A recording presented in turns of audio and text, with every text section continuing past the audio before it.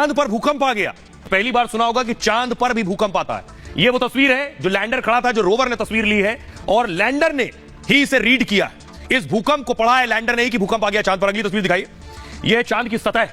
अब इस पर कैसे भूकंप आया, कैसे पता चला, बाकायदा उसकी पूरी रिपोर्ट आई। अगली तस्वीर दिखाइए, यह आप देख रहे हैं, ये जो ग्राफ बन रहे हैं, ये लाल ग्राफ जो आप देख रहे हैं, ये इधर पतली लकीर है। ये बता रहा है कि जब भूकंप आया और चांद की सतह हिली, तब ये जो आप ग्राफ देख रहे हैं तब ये बना, जो बता रहा है कि भूकंप की तीव्रता कितनी थी। पहले जरा रिपोर्ट देखिए, फिर आपको बताऊंगा। चंद्रयान ने चांद पर बहुत बड़ी खोज कर ली है, ऐसी खोज जिसे सुनकर दुनिया हिल उठेगी, क्योंकि चंद्रयान के लैंडर को चंद्रमा पर बड़ी हलचल के संकेत मिले हैं। मतलब चांद पर भूकंप आया और भारत बड़ा राज पूरी दुनिया के सामने लेकर आया। 23 अगस्त को भारत ने चांद पर तिरंगा लहराया और उसके बाद 10 दिन के अंदर उसने चांद के ऐसे रहस्य खोले कि पूरी दुनिया हैरान है। भारत ने चांद पर ऑक्सीजन से लेकर सल्फर तक के सबूत दिए और मिशन पूरा होने से पहले भी ये बता दिया कि चांद पर धरती जैसे भूकंप भी आते हैं। सूर्ययान के लॉन्च से पहले इसरो प्रमुख सोमनाथ मंदिर गए। तिरुपति के श्री चिंगलम्मा परमेश्वरी मंदिर में उन्होंने पूजा की। पूजा वाली तस्वीर चलाई अगर आपके पास है तो। चंद्रयान 3 के लॉन्च से पहले भी यही आशीर्वाद लिया था उन्होंने। सोमनाथ की पूजा की, प्रार्थना की। इसका लोगों ने विरोध किया। चांद पर लैंडिंग की जगह वो शिव शक्ति कहने पर भी लोग एतराज जता रहे हैं।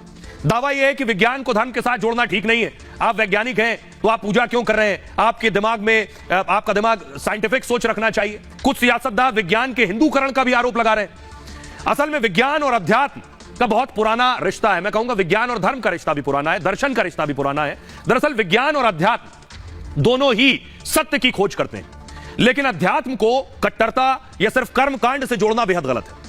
आपको उदाहरण के तौर पर मैं बता रहा हूं, महान वैज्ञानिक अल्बर्ट आइंस्टीन भी धर्म या अध्यात्म को मानते थे। आइंस्टीन ने कहा था कि धर्म के बिना विज्ञान लंगड़ा है। यानी विज्ञान को दूरदृष्टि, विज्ञान धर्म से जुड़ी बहुत सी चीजें जो दर्शन शास्त्रों में लिखा गया है, वेदों पुराणों में लिखा गया है, उसे पढ़ने के बाद विज्ञान उस पर रिसर्च और एक्सपेरिमेंट और खोज करता है और कई बार उसे सही पाता है। यानी धर्म के बिना विज्ञान लंगड़ा है, कैसे आगे बढ़ेगा। और विज्ञान के बिना धर्म अंधा है। यानी धर्म की सारी बातें मान ली और विज्ञान से साबित नहीं हुई तो वो कई बार अंधविश्वास में, अंधश्रद्धा में भी तब्दील हो जाता है। इसलिए विज्ञान के बिना धर्म अंधा है, यह आइंस्टीन ने कहा।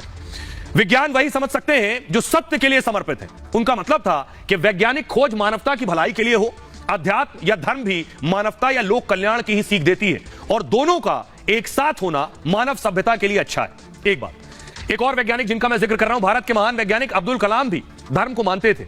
वो कुरान भी पढ़ते थे, गीता भी पढ़ते थे, रामायण भी पढ़ते थे। महान लोगों के लिए धर्म, उन्होंने कहा जो महान लोग हैं, यानी महान लोगों से मुताल्लुक जो ज़हनी लोग हैं, पढ़े लिखे लोग हैं, बुद्धिजीवी लोग हैं, पढ़ते लिखते हैं, उनके लिए धर्म जो है दोस्त बनाने का तरीका है।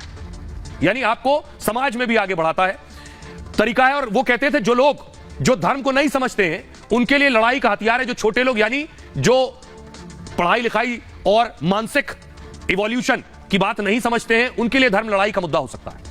ऐसे सोमनाथ कहते हैं। कई वैज्ञानिकों की तरह इसरो प्रमुख सोमनाथ भी यही मानते हैं कि विज्ञान के साथ हूं, लेकिन विज्ञान अध्यात्म से दूर नहीं है। विज्ञान हमें बाहरी दुनिया की खोज कराता है और अध्यात्म भीतर के संसार, शांति का एहसास कराता है। अध्यात्म हमें प्रेरणा देता है, अंदर से मजबूत करता है।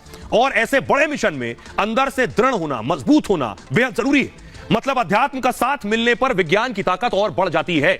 वैज्ञानिक प्रयोग और बड़े मिशन कामयाब होते हैं। उन्होंने बात कही। अब जरा